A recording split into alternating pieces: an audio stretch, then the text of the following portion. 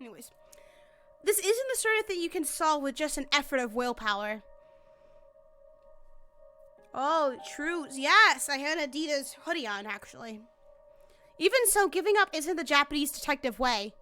I need to see this out, like Detective Conan.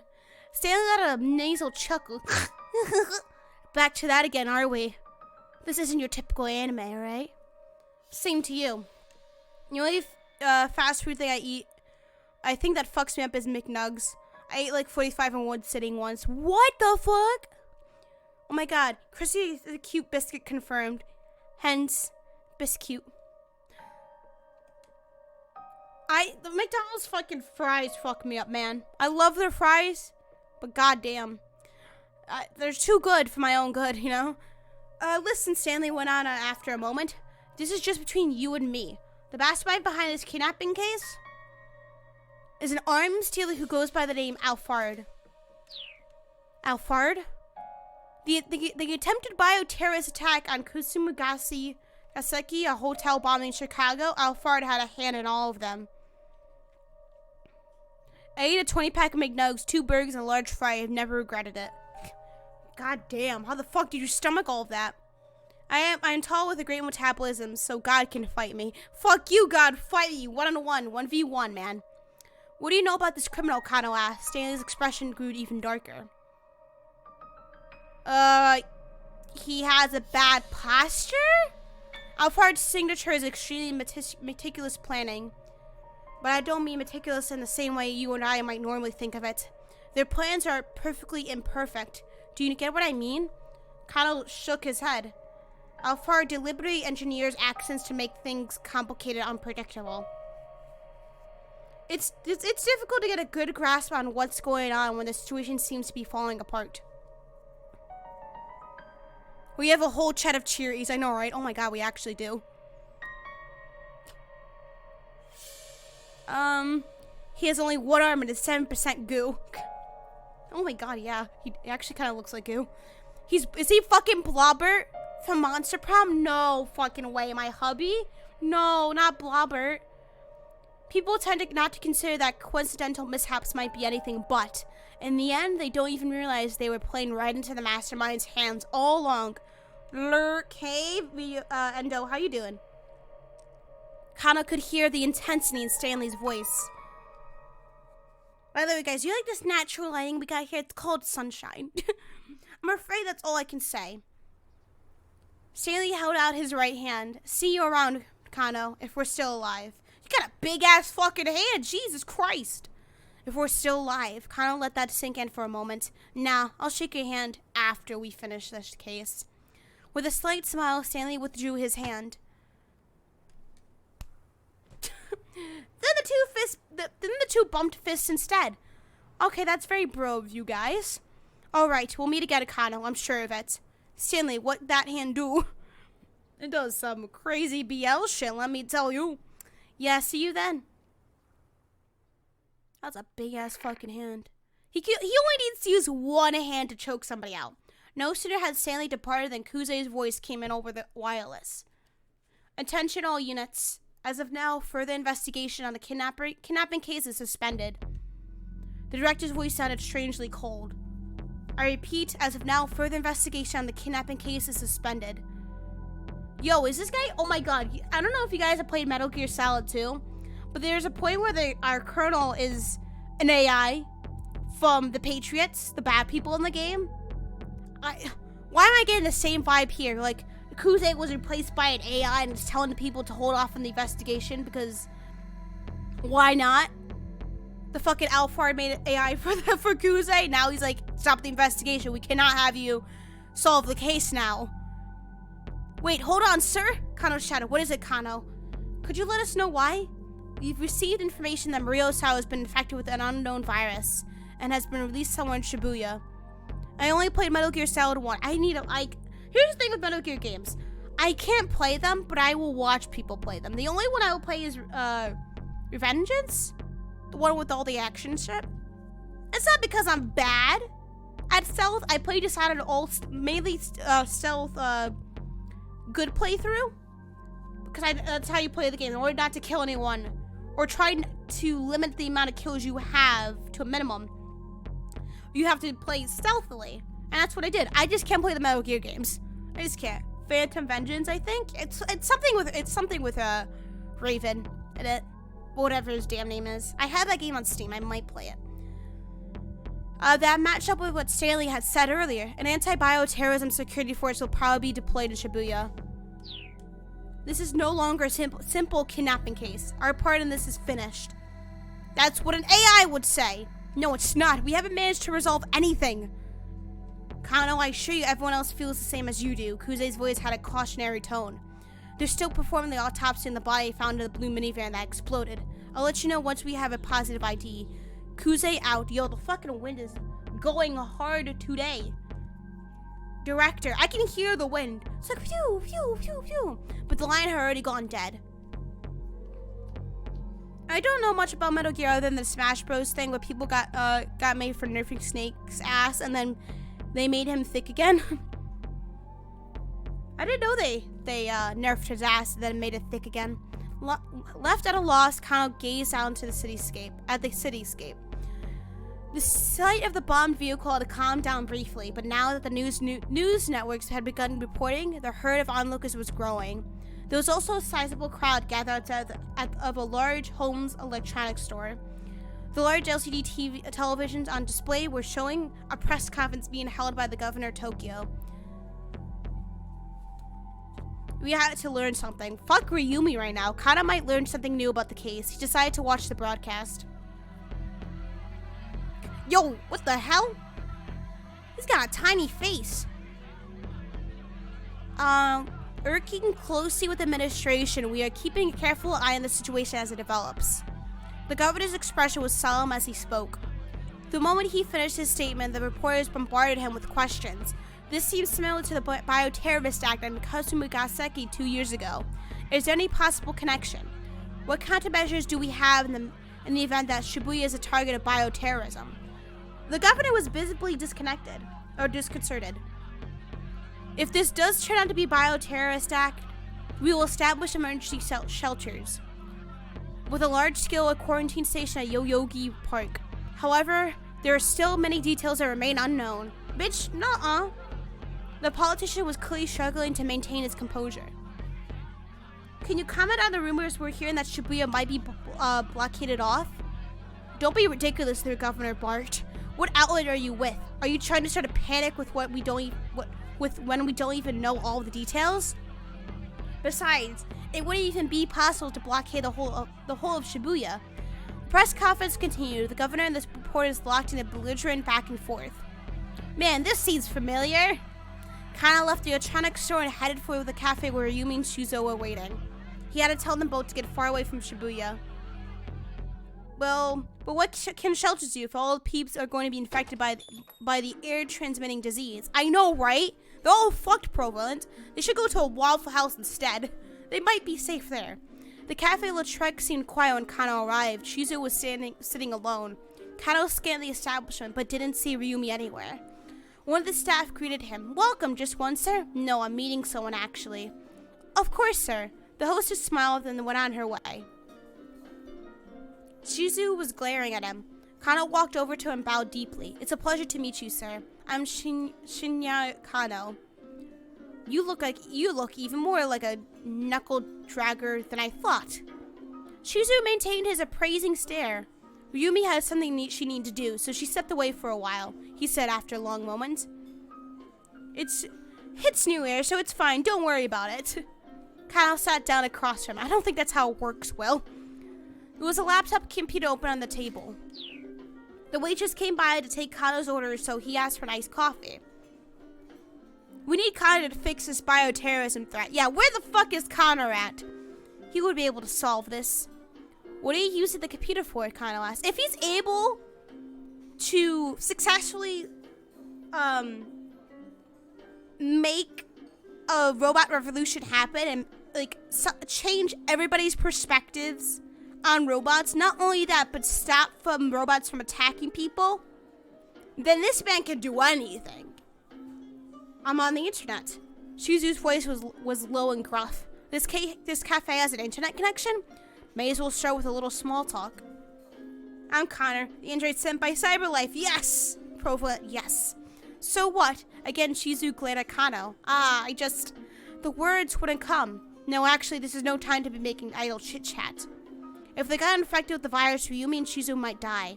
Look, please, you need to leave Shibuya right away. Shizu's face contorted with confusion. What are you talking about? Why? Kano wasn't sure if he should tell the truth or not. He was strictly prohibited from discussing a case with anyone outside the apartment. As a former policeman himself, Shizu ought to understand full well the secrecy and investigation required, but it wasn't just like he just up and leave the town without a good reason. Please listen.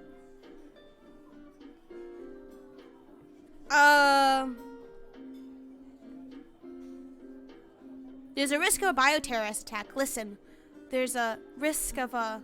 What's that? What is, risk, Shizu pounded his fist on the table. Spit it out! Kano just couldn't say it. It didn't matter who he was talking to. He couldn't make himself leak the details of an ongoing investigation. Besides, there was no guarantee a bioterrorist attack would actually happen. If they could just find and secure Maria Osao before she went symptomatic. Does this have something to do with the case you're working? Huh? You're telling me to leave Shibuya. Does that have to do with your case? Yes, Kano admitted. So why don't you run off with Rumi then? Shizu's tone was frank. Well, I mean... When Kano didn't have an answer handily, Shizu let a single heavy sigh. Is your work important to you? He asked. Kano hesitated. Is it more important than Ryumi? Well, again, Shizu cut Kano off as he waffled over how to answer. Me, I used to put my work before my family. There was no question in my mind that combating society's ills and solving cases was worth any price. And because of that, I did some pretty reckless things. Almost wound up dead more than once. Well, I wound up dead a few times in other timelines. Shizu paused, a forlorn look in his eyes. My wife did nothing but worry about me. So much that I didn't even realize when she worried herself sick. Oh, damn. She fucking died from her sickness, didn't she? I was so caught up in my work that I wasn't even there for when she finally passed away. Of course she fucking died. It was all so very absurd of me. The waitress came by and set Kano's iced coffee on the table. Waitresses always come by at the most awkward of times. It sat there, untouched, until Shizu looked at it pointedly. With a tiny nod, Kano brought the cup up to his lips. The bittersweet liquid was a balm to his parched throat. I told Ryumi the same story, Shizu continued, but I didn't tell her how absurd it was. I told her that her father only did what he had to do. He took a sip from his glass of water. Ryumi, she's very much like her mother used to be. Their personalities are almost identical. And I didn't want her to suffer the same way my wife did. Shizu's fist clenched in his lap. What was it that made you become a detective in the first place, he asked. Well, at first I got the job because I thought it would make Ryumi happy. I gotta go, gotta go help my grandma out. Bye-bye, love you all. Bye, Kilo Queen, bye. And then I guess also because I thought it'd make you like me, sir. It was the truth, but Shizu simply chuckled. If your goal is to get me to like you, you may as well give up now. I'm sorry, sir, Kana said. I can't do that. Are you this stubborn around Ryumi? Shizu grumbled. I love your daughter, sir. I want to keep her safe to make her happy. And why is that? Whenever I think about her, it just feels so amazing. I'm sure that you or anyone can empathize with that. Everyone has someone they want to protect who makes them feel that good. It's an admirable thing, wanting to be a detective and protect the happiness of people, but that doesn't mean you need to ignore your own happiness in the process. What you say may be true, sir. Earlier today, my partner was stabbed, and today is his wife's birthday. Shizu arched his brow. Is he going to make it? We're not sure yet. Last I knew, he was in critical condition. This is why I keep saying that the life of a detective is... Shizu's words trailed off in a lamenting murmur. Even so, Kano was unmoved. Dick Dittum #1. Never lose sight of what you're supposed to protect, ever. Belle, thank you for the host. How are you doing, Belle? What's that? Something that a senior detective I admire very much said. It's the fundamental guiding principle I stuck to as a detective. But I was wrong about the real meaning behind it. My partner was stabbed. There are people I want to rescue. So much has happened, and now I finally understand what those words mean. When you see someone in trouble, you help them. That's not something a good detective does. That's something a good person does. Kanoi took a good, long look at Shizu's face. It had surprised himself finding the words to speak his feelings so clearly, and he wondered what effect it had on the older man. I'm okay, how are you, Chris? I'm doing great, thank you for asking. I'm sure that from your perspective as my future father-in-law, my being a detective means that I'm putting my life on the line. But that's not entirely true. I can only be myself. This is the kind of person I am. I care about helping people. Even if I were a baker or a brewer or a bookseller, I'd still act the same way. You're being ridiculous. A baker or a detective don't assume anywhere near the same risk. I suppose that's true. Kanoi fussed with his hair sheepishly. Shizu grumbled. I think I see what kind of man you are now. He sounded oddly defeated. Which is why now is no time to futz around. Kanoi sat up, straight at Shizu's weighty tone. A detective needs more than just passion. A detective can't solve all his problems with sheer determination alone. But at the same time, he needs more than just the ability to coldly assess the situation. Oh God, itchy. He needs the conviction to stick to a case when it might otherwise seem prudent to give up. There was something new in Shizu's expression now, a gleam in his eyes that hadn't been there before. Kanoi almost felt like he was being surmised by a senior officer. And I've been streaming for like 2 hours. We're gonna go until this game's over. So buckle up, folks. We're gonna be here a long time. But that determination allows for time travel. Yes, it does, Judy. Yes, it does. And hello. You got that? You need a cool mind but a fiery spirit. Frisk? Yes, we're Frisk now. A detective without both of those is worth nothing. Do you mind if I write that down in my notebook here? Look, Shizu said, sounding suddenly embarrassed. Aren't you in a hurry? Don't you have to get back to your case? Ah, yes, and sir, please, I need you and your daughter to leave Shibuya right away. Yeah, I hear ya. Kanoi conjured up Rumi's face in his mind. There was a chance he might never see her again. He forced the thought away as best he could. I forgot my meds again. Shit, go get your meds, Will. Go get your fucking meds, man. By the way, if I may ask, Shizu said, what was it about Rumi that made you fall in love with her? What? Where's this coming from all of a sudden? Was it her looks? No, it wasn't just that. Kanoi found himself tongue-tied again. I mean, she is pretty cute. Even if this is my own daughter I'm talking about, Shizu shocked him by grinning from ear to ear. Well, yes, sure, she sure is, but it's more than just that. She's also very sweet and kind-hearted. Ah, she is, isn't she? Yeah, she really is. For the first time, Kanoi and Shizu smiled at one another. Damn! You're a man who lets his emotions show on his face, Shizu said. And for a detective, that's not so bad.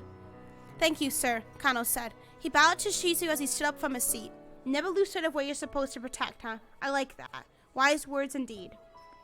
Kanoi turned to look back and then bowed deeply to Shizu one last time. Best friends forever immediately, I know, right? The dude hated Kanoi at the beginning of the game until now. The ability to coldly assess a situation. Kanoi knew what he needed to do. There was one thing that was nagging him. No matter how hard he thought about it, it still didn't add up. Why would Teteno let Alcron go free? He needed to get back to the precinct and get the truth from Alcron firsthand. As he walked along, he considered what he did know about the facts of the case. Oh God, it's saved. Just what sort of plan did Alpard put into motion here? It seemed that Tanaka and Osawa held the keys to understanding it. There had been relay handoffs of the phony Itachi case, a relay that Tanaka had been complicit in. Then there was Hitomi missing, carrying the antivirus. Osawa had confirmed that himself. We'll do Osawa in a second. Kanoi was starting to form a vague picture of what Alpard was up to. If the mastermind's goal was to acquire the antiviral, then obtaining the cooperation of Osawa and Tanaka was vital to that plan. After all, their fingerprint verification was required to physically access the drug. In order to overcome that hurdle, Alpard had presumably managed to win over Tanaka somehow, and had then kidnapped Maria Osawa to provide leverage against her father. No doubt that was how they got Hitomi to take the antiviral with her to Hachiko. While the police were distracted by following the attaché case, Alpari would then take the antiviral from Hitomi. Yes, you got cake. Ooh, nice. That was the general plan, as far as Kano could surmise. Just then, a call from Kuze came over the wireless. We've identified the body found inside the blown-up minivan.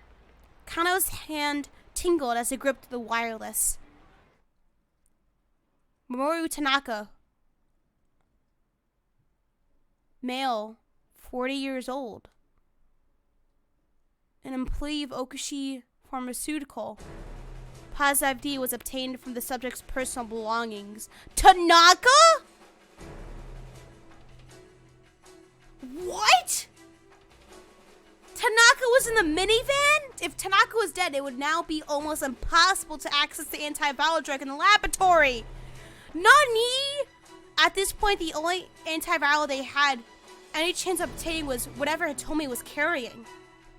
Kano thought back to what Stanley had said earlier. Even if we get Maria to safety, the mastermind is in possession of the UA virus. If they want to, they can unleash a bioterrorist attack on Shibuya at any time. They need to get fucking Hitomi. Bruh, they need Hitomi. She's the only one with the antiviral on her. She has the antiviral in her body. It hasn't broken down yet. Fucking get that shit out of her and inject Maria with it. If they want to, they can unleash a bioterrorist attack on Shibuya at any time. To put it bluntly, the lives of every man, woman, and child in the city are in their hands. Remember, kids, never take medication on an empty stomach. It'll eat away your stomach lining. I didn't fucking know that. Whoopsie daisy. No. A chill ran down Kano's spine. If someone did release the UA virus, there would be no way to stop it from spreading. If Alphard really was planning a bioterror attack, Shibuya would well and truly become a city of the dead. Oh shit, Resident Evil's gonna happen now. Resident Evil 8. He couldn't help but feel that the whole department was playing right into Alphard's hands. Kano staggered, physically stricken by the realization of just how terrified a foe they were up against. At least Aya Kamiki's right there.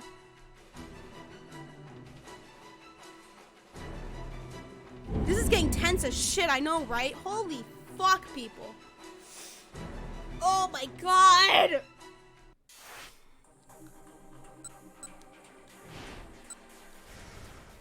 Well, I joined at a good time. Hey, Blondie, how are you doing? Yes, you did join at a good time. Hello. Okay, let's jump to Asala now. Finish up his route, then we just have Maria to do.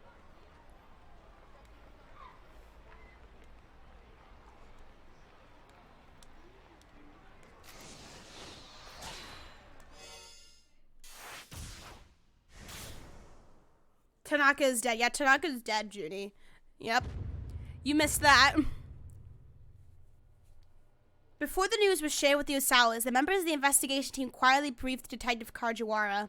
Osawa and I sat on the sofa on the far side of the room watching. They're not even sitting next to each other. There's a huge space in between them. They could see Kajiwara go pale. He wiped the sweat from his forehead with a handkerchief several times. Bad news, Osawa thought. Miss Osawa, ma'am? Kajiwara shuffled his way over to them at last. We've just gotten a word from the headquarters. He hesitated ominously. Osawa braced himself. Please, let's hear it. It would seem that your daughter Maria is safe. What? Osawa felt an unexpected surge of relief. You mean it? The case has been solved, added I? For a moment, they almost sounded like a happily married couple. It was only the stern look on Kajiwara's face that gave them the pause. However, as of yet, we do not have her in custody. I'm not sure you understand, Osawa said. You know she's alive, but you don't have her? How? Deep furrows appeared on Kajiwara's forehead. I'm sorry, sir. The information we received from up top is complicated. We've confirmed that she was able to escape confinement. It's just... The detective gave every appearance of holding back something. If there's something you need to tell us, then just say it, Osawa told him. It would seem that Maria has been infected with a virus. Infected? Osawa felt as if a taloned claw had just clutched his heart. It's not one I've ever heard of before, but apparently it's called the UA virus. Shit! Oh, Osawa was cute. Is he shitbag too? No, never mind. He's married. Osawa, but Tanaka is dead. Oof, shit. Osawa's vision went dark. He felt as if he plunged into a blank void of despair. Darling, I asked her raspily.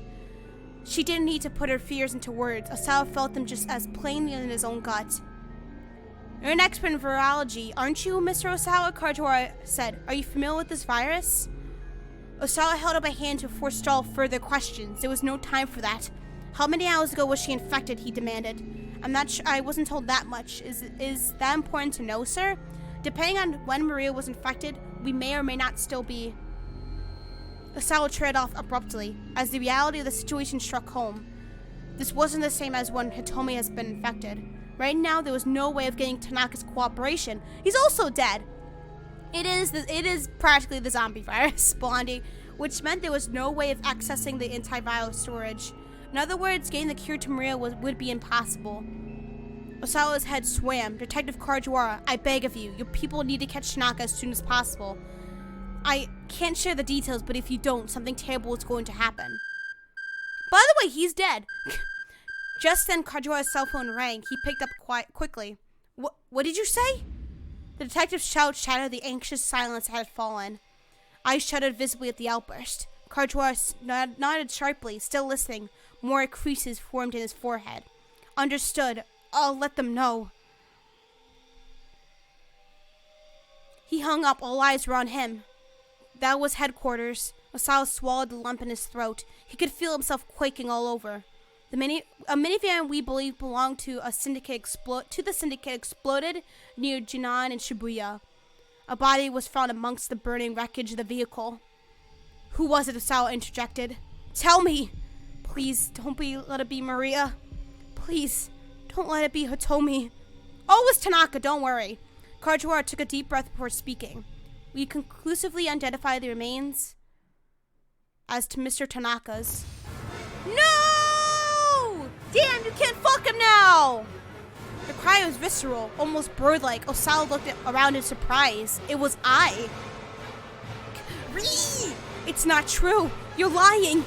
Her shrill screams reverberated through the room.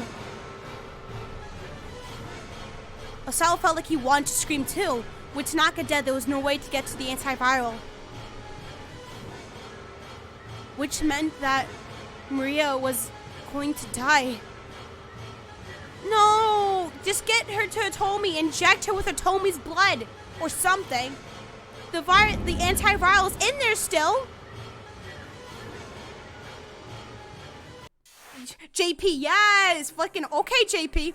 Wait, what am I yesing to? So you're yesing to the fact that they can't cure a girl with the UA virus because the person they need to get to the virus, the antiviral died? And because the UA virus is airborne, everyone's going to die in Shibuya. So you're yesing to that, JP. What the fuck? Well, it's time to go to Maria. Who am I? Bitch, I don't know. I take back my yes. Don't we fucking all?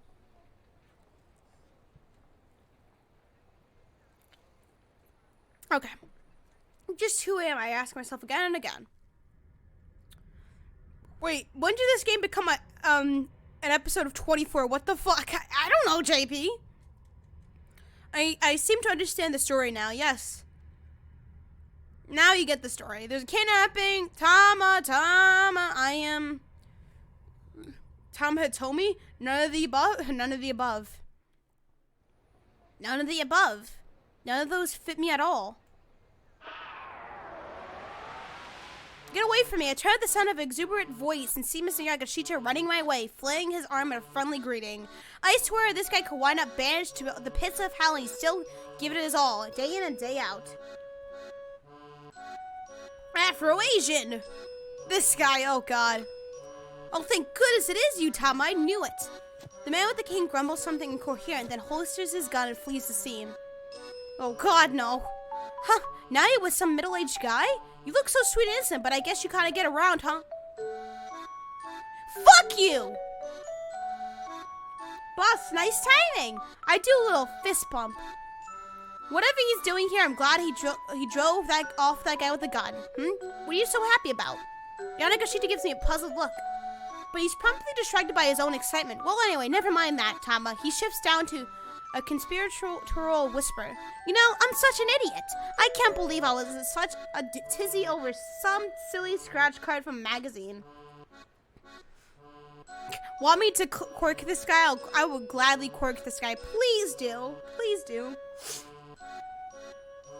I can tell he has news he's been itching to tell me. Did something happen? Well, he rings a hand to his mouth, and giggles unsettlingly. I had a great little idea, a great way to strike it rich. I feel like I've heard this from you before. Mr. Yamagashita shakes his head fervently. This time it's different. Dad, I need my taser. Yes, Blondie, get the fucking taser, please. Now try not to be too surprised, yeah. Spittle flies from his mouth as he rattles on. Oh God. Or it's okay to be surprised, actually. In fact, I'm guessing you're definitely gonna be amazed at this time, Tama. I can practically see the banknote dancing in his eyes. Cut to the chase already. What is it you want to tell me? This time, get this. I got a line of 10 million yen. He thrusts his index finger skyward, grinning ear to ear. Surprised now? Yeah, you are. And it doesn't require any capital. It's a no-risk high return. There's a crazy gleam in his eye. Help me. Oh man, I'm finally gonna get to be part of the Billionaires Club. That is so ridiculous. I don't even have a snappy retort for it. Never mind that 10 million, obviously. Never mind that 10 million obviously wouldn't make him a billionaire. This dude, I know, right? This fucking dude. You're going to die. Yeah, I will at some point in this game. The plot twist. The big Afro guy was the one who started the infection of the UA virus. Fucking imagine that. Oh my God. Maria looks at the camera like in The Office. That sounds like a scam. It actually wasn't, Blondie. You weren't here for it, but we actually entered in the contest and got the 10 million yen. Do you see this shit? I can't believe this shit. By the way, you haven't seen Cheery, have you? We're gonna need her help to wrap up this 10 million yen. Cheery? No, I haven't run into her since the sales demo. Oh, darn. Well, if you do happen to see her, tell her to get in touch with me. Sure, alright. I still don't know what he's going on about, but there's probably no harm in being helpful. Thank you, Tom. I guess I may as well give you a little hint. Hint? Yeah, hint. Wanna hear it? No, not particularly. Oh, okay. Well, anyway, thanks for helping me out with the Cheery thing. Adios! Get the fuck out of here, please. And then, like a whirlwind, Mr. Yanagashita zooms away, leaving me alone in the alley. Phew, suddenly I feel totally exhausted. Okay then, still keep him away from me though. Same. I let out a sigh and dropped my eyes, and that's when I noticed a notebook on the ground at my feet. The fuck is this? Did the assassin drop this? Oh my fucking God, he dropped his black book. Oh my God. I pick it up and look inside. I don't get it. There's a photograph tucked inside the back cover. It shows 3 young people, 2 boys and a girl. I don't get it. I don't get it.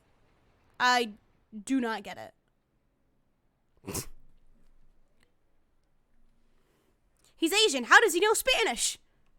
He just knows. Well, what do I do now? Do I go to the police? How would I even explain the situation? I can see it now. There's this killer out there, and he's after this person named Hitomi Osawa, and then the police would be like, who is that? And who exactly is after her? And then what would I say? Heck, they might not even give me the time of day in the first place. Not only do I not have any idea who Hitomi Osawa is, I know nothing about the guy who's after her, except that he walks with a cane. I mean, I can't even tell them who I am. They probably shoot me away without a second thought. Well, fuck. What am I supposed to do? I hang my head at a total loss. The necklace around my neck sways idly to and fro. Turn it on. It's the fucking tracking device. Keep out! Oh, we have to go back. Oh, yeah, we have to go back to Achi's. I'm like, keep the fuck out. Fuck you, too. I'm on the verge of a mental breakdown from this dude. Keep out my asshole.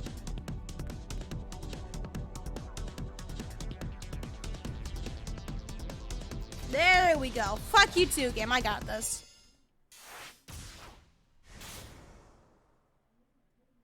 Who looks like a homeless person? Eventually, I mustered up the energy to start walking around town, heading nowhere in particular. The billboard outside the department store displays a poster of some female musician. She must be pretty popular because lots of passersby stopped to take a good look.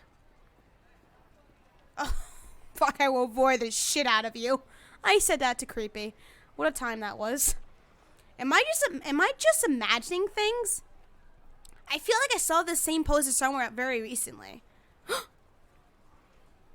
What? Sitting underneath the sign is a woman talking on her cell phone. Sounds like she's having an argument with whoever's on the line. I don't want to be nosy, so I just pass on by. But this shit crazy. Chrissy during every game because she's too emotional. The truth. Yeah, damn, it's idle fucking girl. Yeah, I know, right? As I came out of Koendori, I gradually come to a halt. I'm a little tired from all this aimless wandering around. I let my gaze stray along the street as I consider my next move. Then I catch sight of a blue minivan parked across the street. Oh! Suddenly my heart starts pounding. I know this. I know this minivan. If I head over to it, I'm sure I'll remember something. No, you dumb bitch. As if I'm pulled by some huge magnet, I make my way toward the vehicle. Maria, why? There's a sudden thunderous boom. I'm knocked flat by a blast of energy and the world goes all topsy-turvy.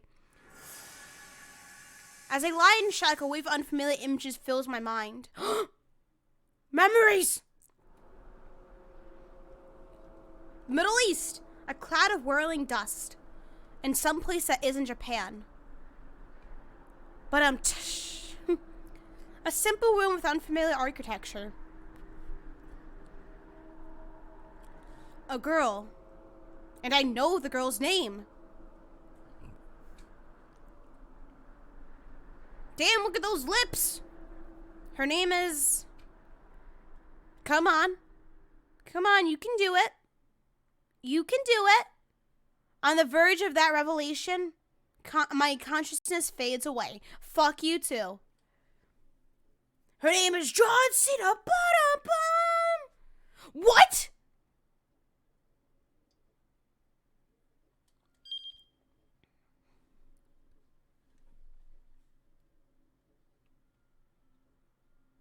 Oh, I have to go back to Archie. Fuck me.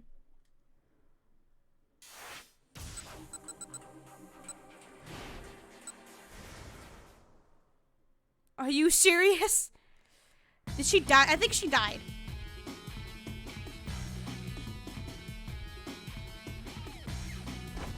Bye-bye. Sorry about that, Archie. Said, are you alright? Was she on the phone? Was she writing someone? Blah, blah, whatever. Bye. We just need to make sure you came along.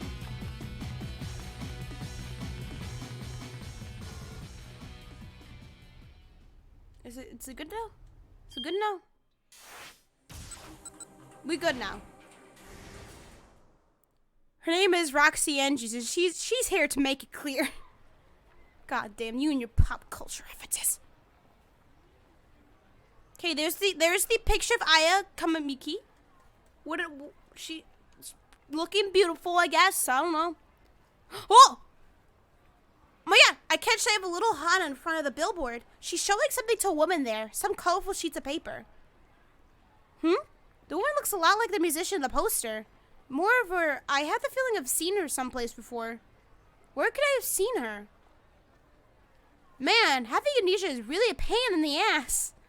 RuPaul's Drag Race, in any case someone doesn't know. Oh my god, I need to watch RuPaul's Drag Race. It just seems like a great show. Fate changed. Yep, it changed. I have no way of knowing whether I've forgotten something or had no memory of it in the first place. The one looks through the papers Hana held out to her, nodding approvingly at each one, and I could hear her murmur with admiration. Hana! Yeah, that's a pain. Fuck you, fate. We control your candied ass. I wave her as I scamper on over to her. As I do, the woman abruptly hurries off. Hey, we meet again, I say. Hana just gives me a bored look. Who is that just now, I ask. I don't know. What? What? Hi. Okay. Hana quickly gathers up her belongings and starts walking briskly away. Oh, hey, bye. Oh, hey, wait up, I call out. The girl ignores me. Fuck, she's gonna get caught up in that explosion. That's not gonna be my fucking fault. She's moving at a jog now, heading from Spanish Hill to Corindori. Spanish Hill. That's what you get, bitch. God damn it, how to hold still. Come back here, little girl. If you guys said that out in public, that would have been just fucking weird. Well, this child is rude. Well, she just got her comeuppance. Ah! As she sits onto Corindori, she trips and falls down hard. Good. The contents of her bag spills out onto the road. Oh, whoops. When you walk away, you don't hear me say, bleh. Fuck this, fuck that, especially fuck you, Hana. 2018. Catching up to her, I gather up some of the fallen pages. What's this? There are poems written on the colored paper. Oh! Hana's genius will soon be discovered by Aya Kanimiki, and she will go on to become a popular songwriter. Are you fucking kidding me? What?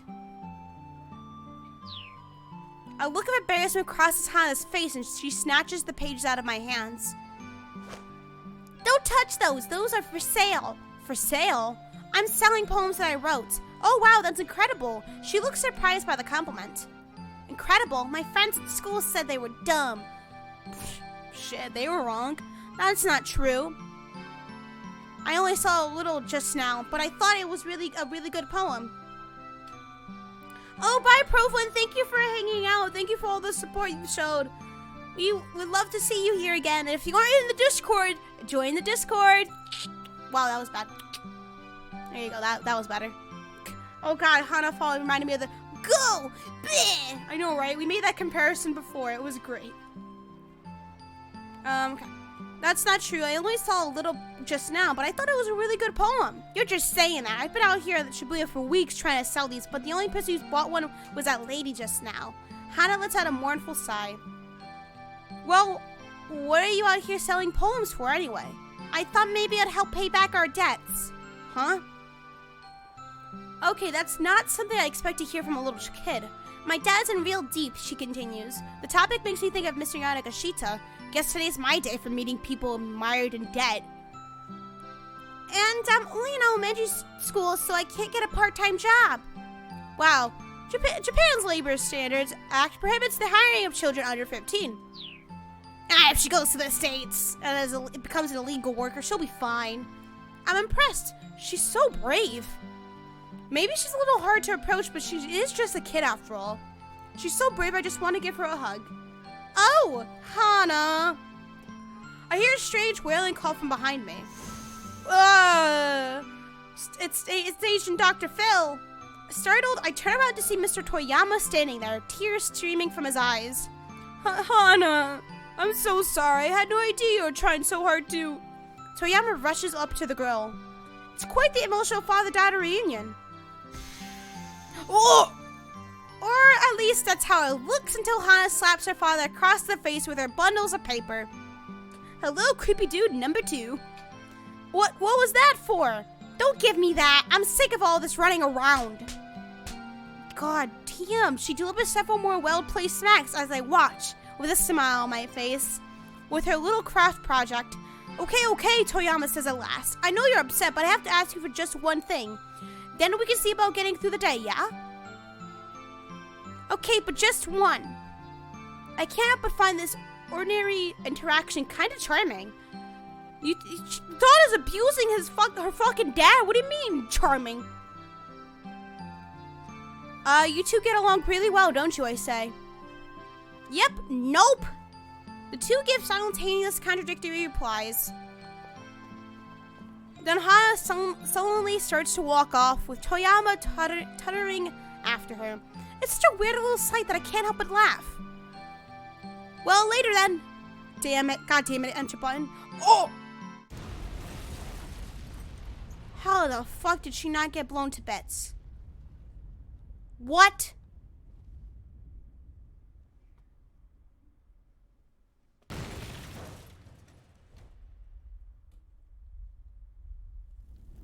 How the fuck did she not get blown to bits?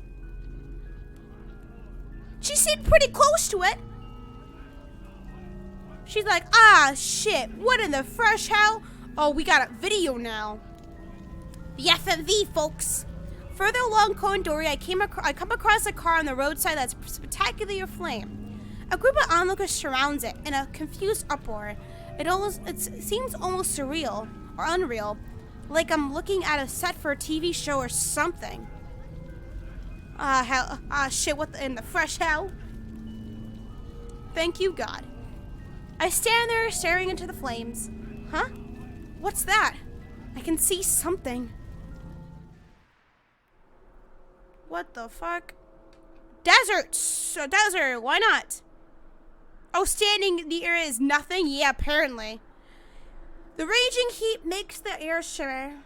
The scent of dry sand fills my nose. A gust of searing wind tugs at my hair. I am in a shampoo commercial. Where am I? The Middle fucking East. Welcome to Baghdad. Decaying roads, decaying houses, a decaying city.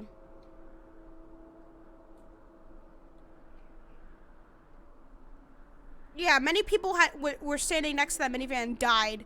And Maria didn't. Yeah, it doesn't make any sense. And the people who live there. People who live. I get it. There's someone by my side. Someone is with me, watching all of this. The shockwave from the blast should have at least knocked her down. She stood there just like nothing happened. What the fuck? It's a girl. The person with me is a girl, slightly younger than me. I call plot armor on that. I know, right? Fucking plot armor was strong with her. Plus 100 defense for Maria. She says something to me. Ana Ishimi. Okay. Thank you.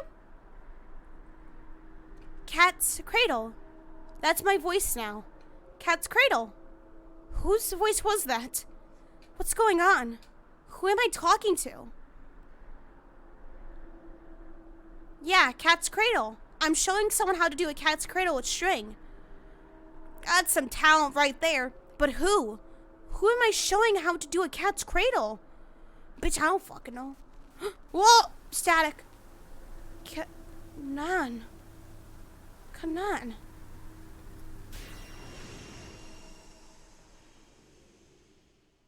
The word Kanan echoes in my head.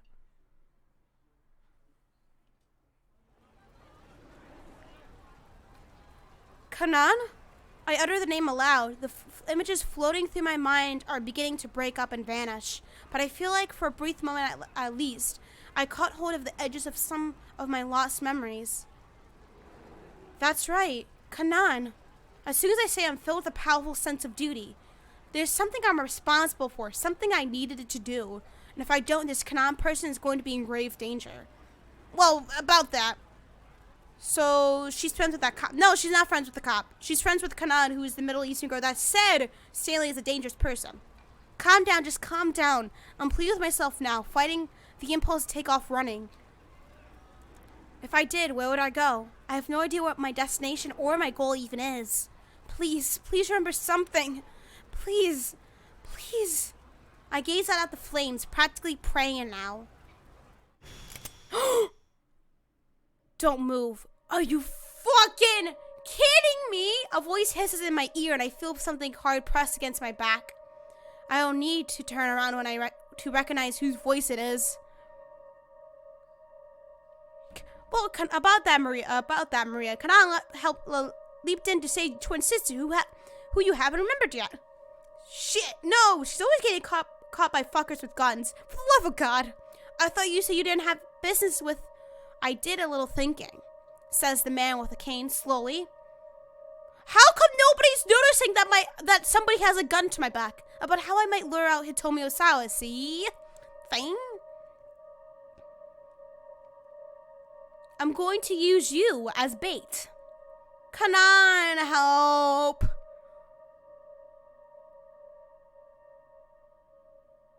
Well, shit. To be continued? Yep. Okay, guys. Oh, second to last chapter is coming up. Here we go, folks. The audience is fucking blind.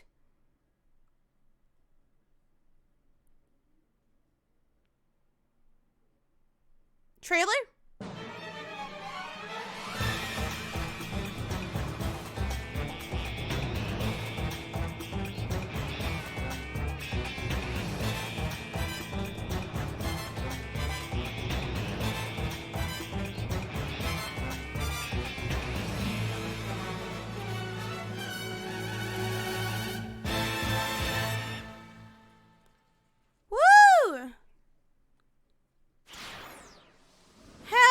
Guys, we're doing it, fam. We're motherfucking doing it. Let's see the different time charts. Okay, taken by the man with the cane inside the van, back to the precinct, Toyama's suicide, Maria infected. Oh boy, 1 hour left. Yes, the, when we do the 1700th hour, then the game's done. It's gonna be fucking great, guys.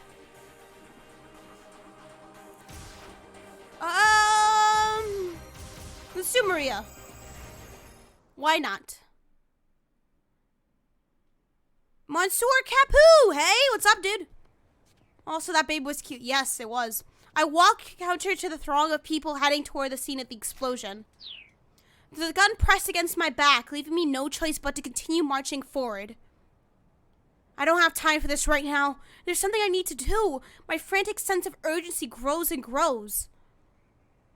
Okay, so we need to do 1700 to 1800. Once we do that hour block, we're done with the game. Because I looked at the achievements. The last achievement, like storyline achievement-wise, it's complete the 1700 hour block, and it says Shibuya Scramble, so I'm assuming that's the end. Yeah. Kanan. The only clue I have is that name. The other hazy snippets that have surfaced in my memory provide no answers. Please, just tell me, I murmur. Do you know who I am? When the man with the cane doesn't answer, I stop in my tracks. I'm going to start shouting, I warn him. If you want to find out who you are, then do as I say. The barrel of the gun jabs more forcefully into my back. Once we find a Tomio cell, you'll remember whether you like it or not. Guess I have no choice but to keep moving then. Are your memories really that precious to you? The man mutters as we start to move again.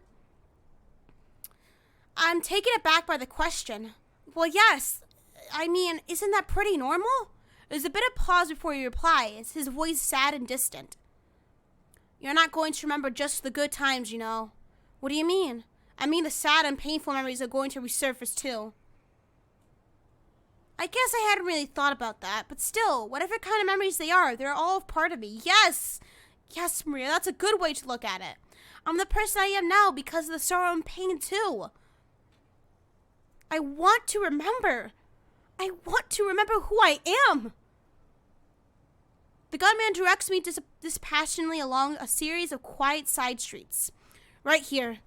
I stop at his words. That gun looks weak as fuck. I mean, it was pointed to your back. I think it wouldn't look weak as fuck. I think it would be pretty effective looking. In front of us is an old multi-tenant office building. We ride the elevator to the 8th floor, then use the emergency exit to take the stairs up to the rooftop. Oh, the sun. Oh, the sun. Hold on. The sun's being a little bitch right now. Ew.